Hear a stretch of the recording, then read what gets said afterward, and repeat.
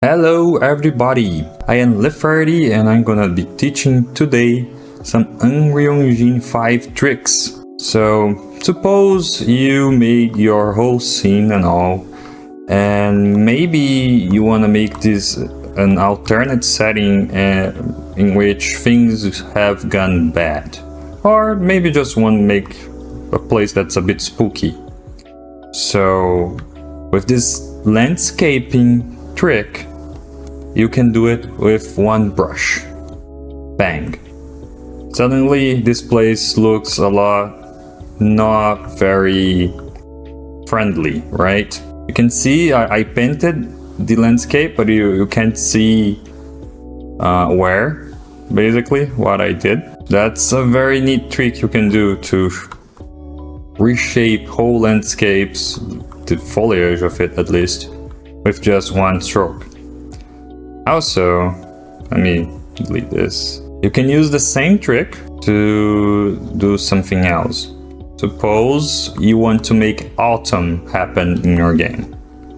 So, I'm gonna make it small, and then I'm gonna paint some dirt here in the ground, and some here, and some there, and some there, and some here. There's some dirt around. And what I can do now is use this other material here and paint the whole area with it, and suddenly autumn has happened. See how these trees are kind of dying? They all have this little reddish tint that makes trees look awesome in autumn.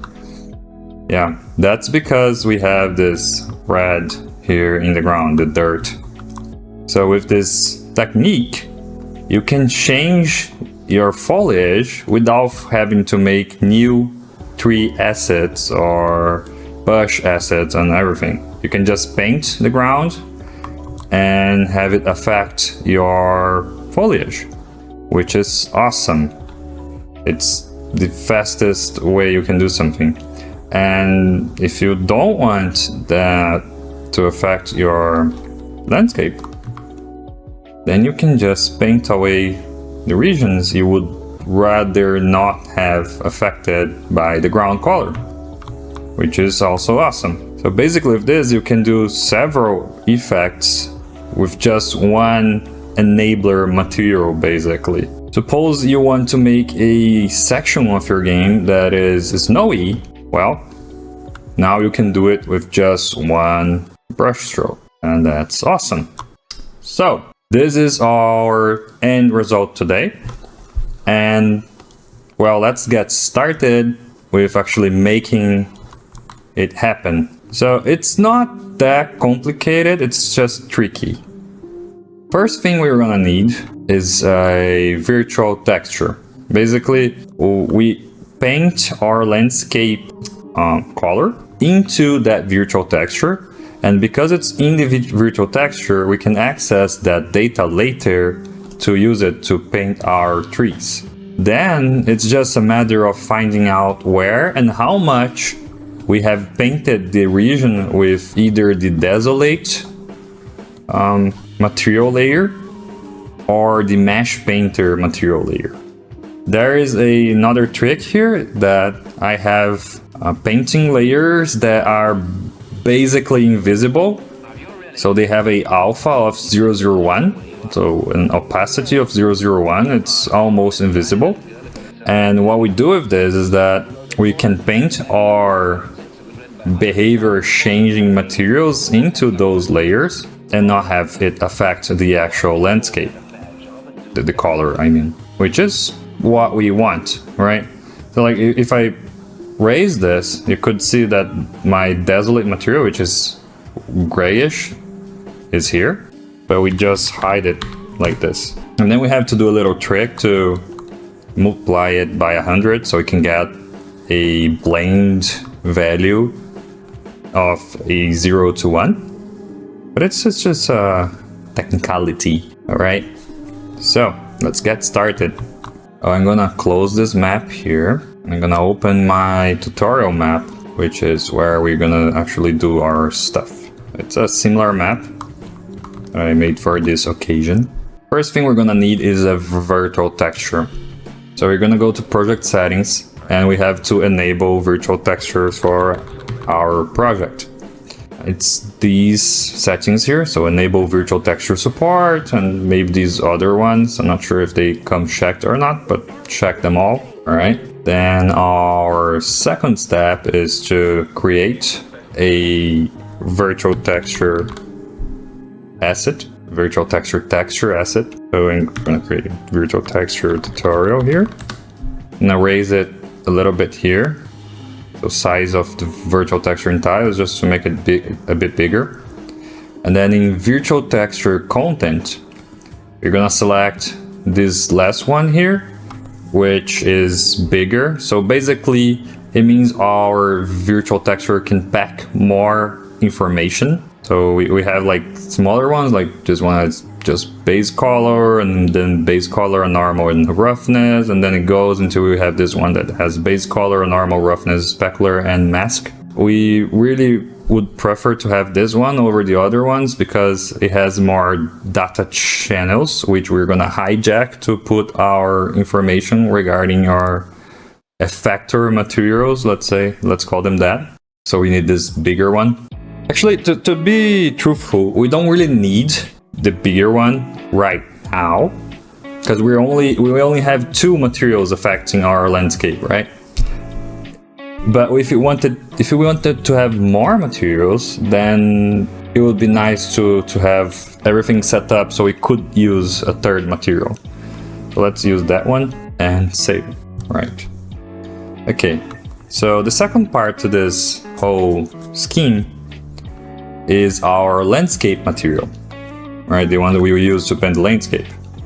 And for those of you who don't know, the landscape material usually has material layers. So you can put more than one kind of terrain into your landscape. Here in this tutorial map, my landscape is using a material that I copied from the Dreamscape series from the marketplace. This is the terrain master from Dreamscape, and I made a copy of it called terrain tutorial, so just duplicate it. Your project probably is gonna have different landscape material, so it's a little bit different for everyone, this part, but I'm gonna show you how I did it in mine. So just gonna delete the things so we can go over it again. So basically, in a landscape material, you're gonna have this node here, which is the landscape layer blend. So basically, it lists / receives all of your landscape parameters for color and normals and roughness, for example. What you're gonna do is come to your landscape layer blend node, which eventually goes to the output here, and you're gonna create 2 new layers. First one, it's the mesh painter layer.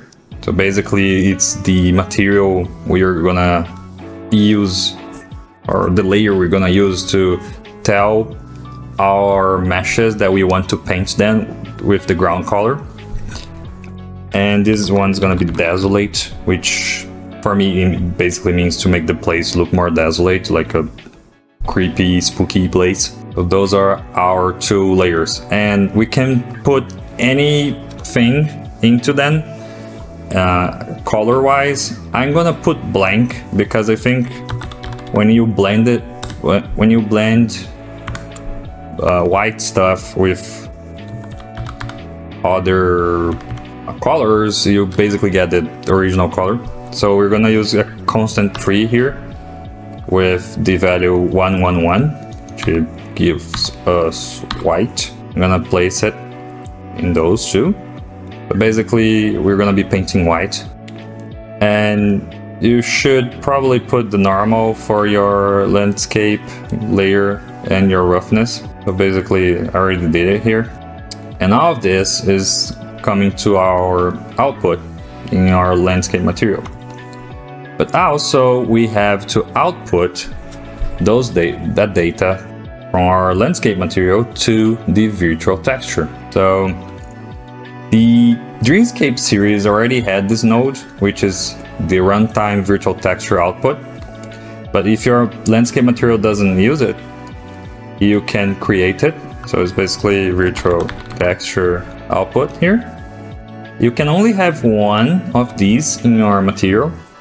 So I'm gonna delete this one. And this basically means that we cannot use two runtime virtual textures with the same material, which is a shame. It's kind of lame, but we can use the one we have so far.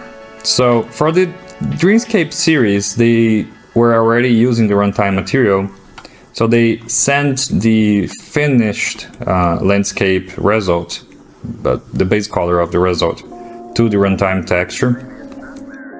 They also sent it the absolute word position to the word height, and also the normal of the landscape layer to it. So those three data channels are already in use, which leaves us with the specular roughness and mask data channels to use for other purposes, and not necessarily the specular roughness and mask subjects.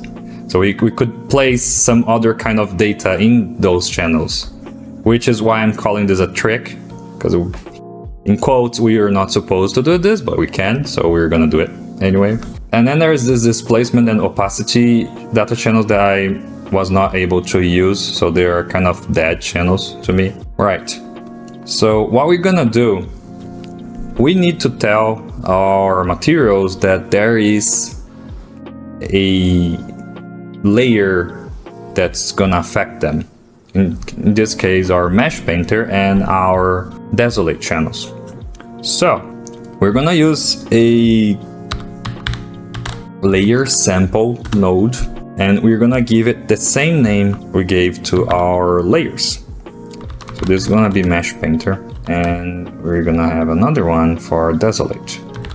What this node do, the landscape layer sample, it basically gives us a number from 0 to 1 of how much we painted that layer where we are looking at. So 1, it's completely painted with that layer, and 0, it's not painted with that layer at all. So we can pick those values and put it in the runtime texture output.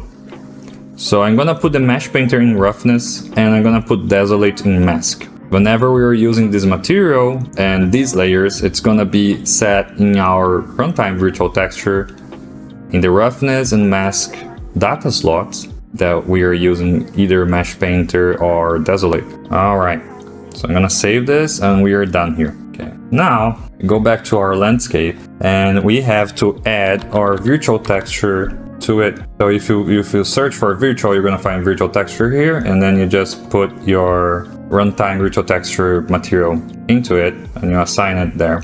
Now this texture here is only gonna receive data where we put a volume telling it to receive data.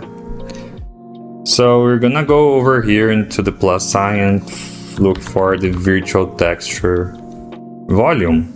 We're gonna place it in our word. So it's that box over there. Within our runtime virtual texture, we're gonna tell it to align itself with our landscape. We're gonna tell it to use our runtime virtual material. And once we did that, we can click in set bounds here to make it bigger. So now it's the size of our landscape.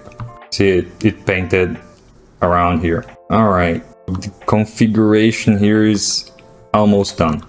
The next part, these trees are also from Dreamscape, and the ones that are not, I actually kind of blended them with the Dreamscape series materials. So I'm using the same material for all of my trees. Actually, I'm using the same master material for all of my trees, and then I only change the child materials of that master material to change the appearance of my trees. So in a sense, they are all using the same material. You can apply the same technique using lots of different materials, but then it's gonna be a lot more of work that you have to do. better, and I think it's also more performant if you only have one material for all of your trees. Your GPU has to do less work and can use caching more. But basically, if I go here to my tree material, I'm gonna go to the asset here, then I'm gonna find my leaves material. Then from the leaf material, I'm gonna go to the master material here. And this is the Dreamscape master material for trees. This part here in the top is basically the trunk, the part of the material that deals with the trunk of the tree. And this part here below is the part that deals with the leaves. What we need to do is already here in this function that I created. And there is also this trick that I'm also doing with the tree trunks. So these two functions are our completed product, but we're not gonna use it. We're gonna make our new things here so I can teach you guys. The important thing here is that this is the material I'm using for all of my trees. And we are gonna do leaves stuff right now, so it's in this part down here.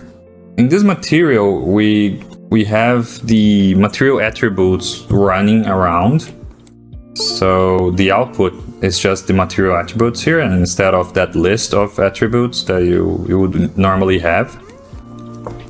What I'm going to do is get the attributes.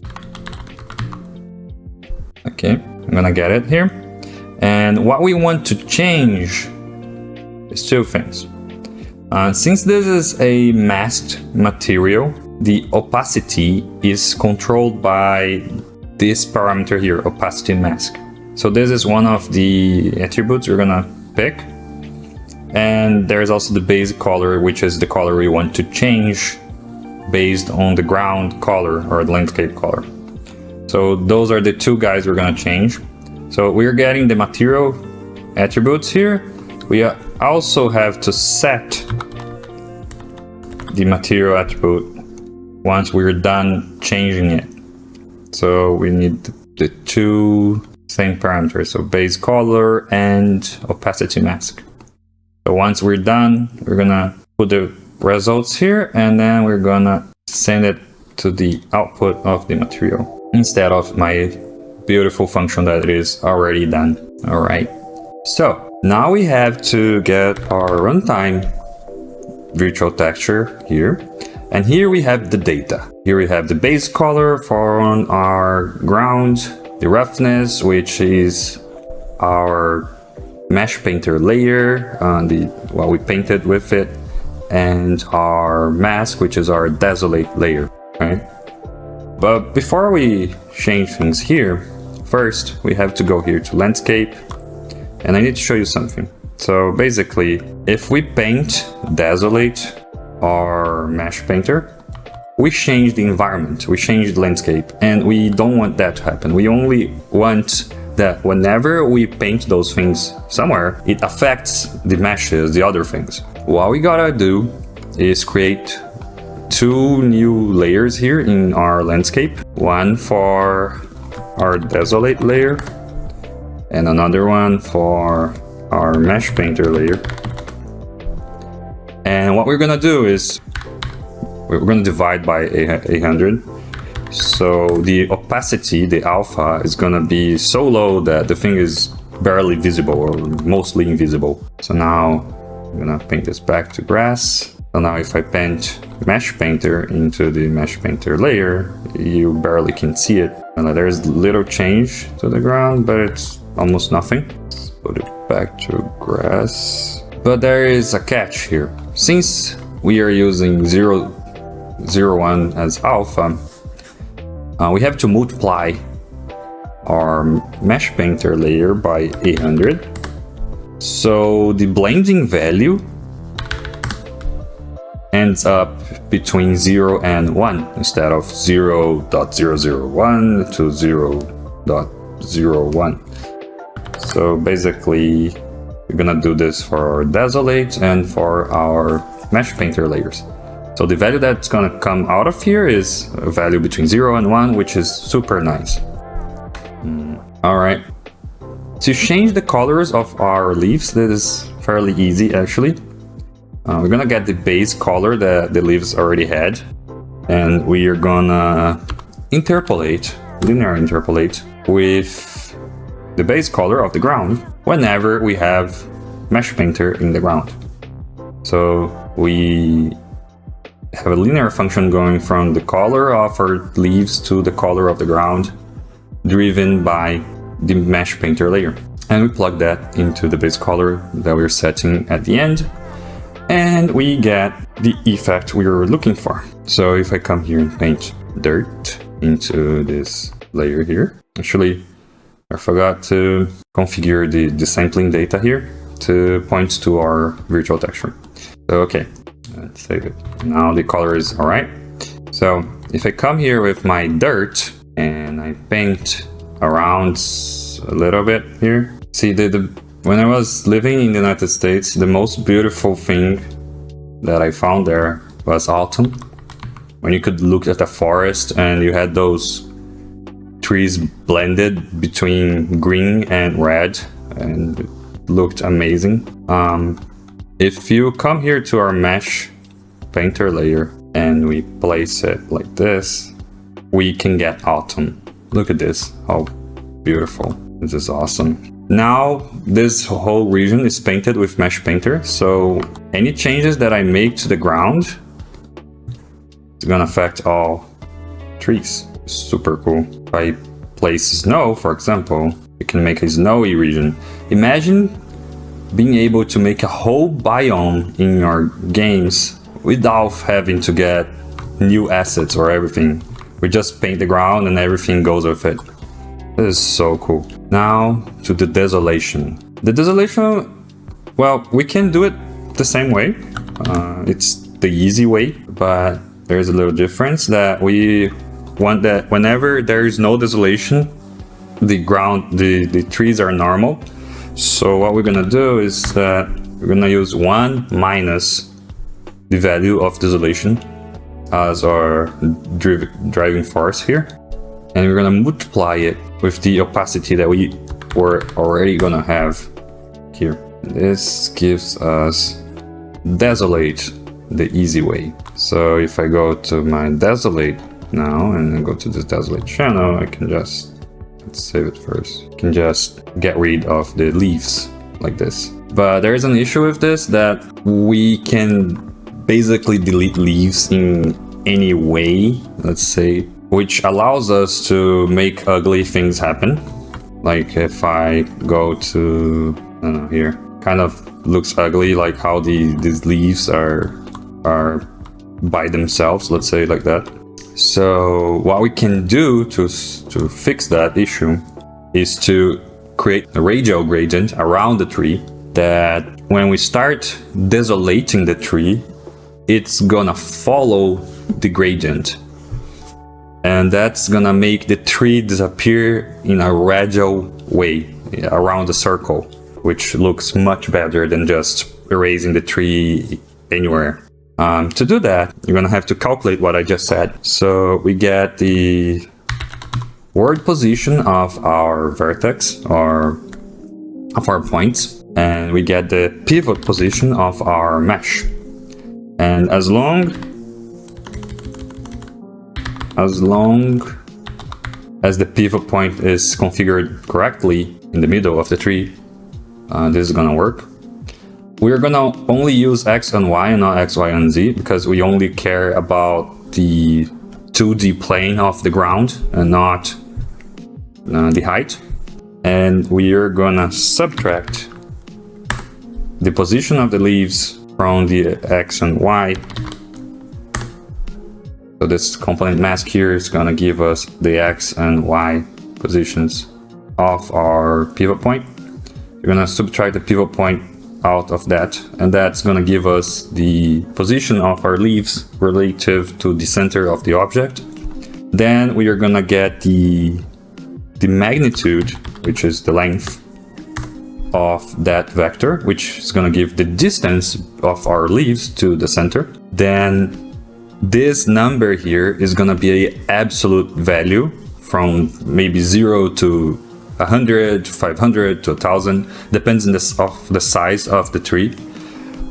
I have found through trial and error that small trees in my project go up to 700, around 700, and big trees go up to 100 to 1100. So I'm gonna divide it by 1100 something. And this is gonna give us a value of 0 to 1, more or less, of how far our leaves are from the center of the tree. And it works to trees that are at most 100, 1100 units big. But since we're not sure if we're gonna get a value between 0 and 1, we need to clamp it using the saturate node, which basically clamps a value from 0 to 1. And this gives us the length, the position of the leaves relative to the center of the tree in a circle. And we're gonna use that value to create our gradient. So it's gonna be a linear interpolation driven by our distance. And it's gonna go from 1 to 0. Basically, the more outside the leaves are, the smaller the value they're gonna receive. So if we disappear with the leaves, it happens from the outside to the inside. Now we multiply that value with our roughness here and use that to drive the opacity instead. Alrighty. Okay, and now when we use Desolate, it's gonna happen in a nicer way. Look how smoother it is than the other way. Yeah, so cool. Now, if you want to make a spooky place, let's even say like you're in this winter place and you have lots of trees that are full of leaves and white, and the norther you go, the more trees like this you get, showing that you really are reaching a desolate place. That creates the ambience of your region, right? It's super cool. So this is the part of the leaves. What I did here at the end, I picked all of this and I collapsed it to a function that does the thing. Also, you could create a switch. Basically, you can create a switch like this one, static bool param, with a switch to set if that material is going through this or not. Because since this section here uses the object pivot point, if your object has issues with the pivot point, it can break the object. So it might be a good idea to have a switch here, a Boolean switch, to check if you really want this or not with that specific tree that doesn't conform. But this part here is done. Now the next part is, we are at this winter region here and the trees are, well, too clean, let's say. I think trees in the winter should have snow in their branches. So that's what we're gonna do now. And I'm gonna desolate this tree here so we can use it for our tests because it has this nice region here. Basically, what we want to do is three things. Whenever we have a point, a part of our mesh looking up, we want it to be painted white, so it's the snow. But we only want this to happen when the ground is white, because that's a snowy region. In this material here, let's delete all. In this material here, from Dreamscape, this top part here is the color of the trunk. So the first thing we have to do is figure out if the ground is white or not. Maybe you could also check if the ground is like sandy, so that maybe if you're in a desert, you also want sand on top of things. But we're doing snow right now. And the first thing we have to do is check if the color of the ground is white. And it is not easy actually, but let's go. We're gonna get the runtime virtual texture here, and we're gonna get the base color of it. And to find if something is white or not, basically you need to make sure that the R, G, and D values of the color are all more or less the same. And if they are all 0, then it's black, so it's not white, it's not what we wanted. So you have to check for that as well. But if it's bigger than 0, like 0.2 and beyond, it's either gray or white, and that's good for us. So the first thing here we're gonna get a mask for R, then a mask for G, and a mask for B. And there are a few ways to calculate this. My first trial, I used a lot of ifs, and that's not good because GPUs hate ifs. But then I found a better way. So if we multiply one of the channels by 3 and then we add all the channels together, the value should be more or less the same. That's how you find out that the color is white or grayish or black. First, we're gonna multiply the red channel by 3, and then we're gonna add the other channels together. Okay, now we have to give it some leeway, so I'm gonna create a range here, basically by adding 0.15 upwards and 0.15 downwards. Okay, now if this value is inside this range, then we're good. If it's not, then we're bad. So we need 2 ifs, one for the top range and the other for the bottom range, and we're going to compare the range values with our addition values. And basically now if the value, which is B, is smaller than the top range, so if A is smaller than B, then the value is outside. And if A is bigger than B, the range is at the top of it, which is good. And if it's equal, it's also good. All right. And then it's the other way around for the bottom range. So if the bottom range is bigger than our B value, then we are outside the range. Otherwise, we use the value that we got from the first if. And this guarantees that we are inside the range that we allowed ourselves to be in. Let's see 0, 1 here. Alrighty, this is gonna give us if the ground is white. So if I place it here in the color of our trunk, let's see what we get. I forgot, I need to pick the runtime virtual texture here. Sorry guys, I had to connect this thing here. Okay, now it makes sense. So basically, if it's in a gray or white place, it's white. If it's not, then it's not. All right, but this is not perfect yet. So we need to check if the intensity of the color is bigger than 0. So I make another if here, and we place something like 0.2. And basically, if it's bigger than that, then we are good. If it's not, we're bad. So we place a 0. Let's see what we get. So now it's black where it should be black, and it's white where it should be white. But this is just we checking if our condition here is right, okay? We already know if the thing is good. So to get how much we have to paint this, we have to multiply it with our mesh painter value. So we get it here from roughness, we multiply it by 100. And then we multiply that value with the output here, which is number 1 or 0. So if it meets our condition, then we get the range, the blend value of our mesh painter layer. Right. Now if I place it here, now if I remove mesh painter from this region, thing goes away. Just what we wanted. Alrighty. Okay. So this is the first part. We figure out if we are in a region worth of painting, basically. And now we need to make sure that we only paint the points that are looking up, the horizontal bits of our meshes.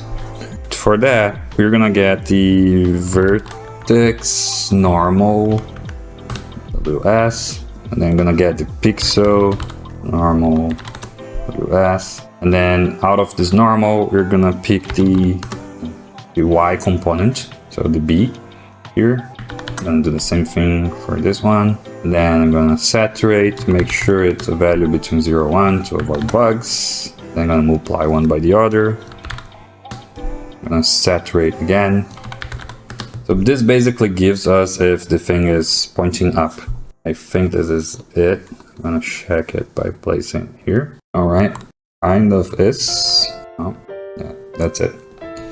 So what we need to do now, we get this value here of our mesh painter. I'm gonna look at my little sheet here, cheat sheet. Okay, so basically we want places that are not painted to be normal. So we're gonna do a 1 minus here. And then we are gonna subtract from our looking up position value, the blend of our mesh painter. And with this value, we can finally do a linear interpolation driven by this value, where A is the color of our trunk here, our material, and B is gonna be color white, which is a constant 3 vector where everyone is 1.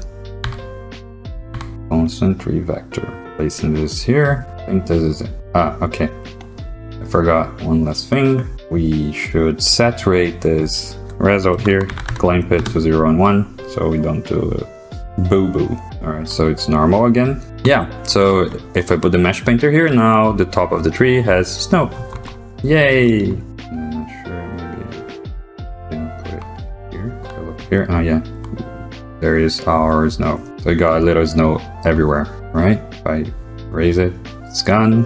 If I put it back, it's here. Obviously, it works better with big surfaces like this one, but that's it. This concludes our tutorial. Now, basically, let's go over a little bit. So we have this whole region here, which is dedicated to checking if our color is white.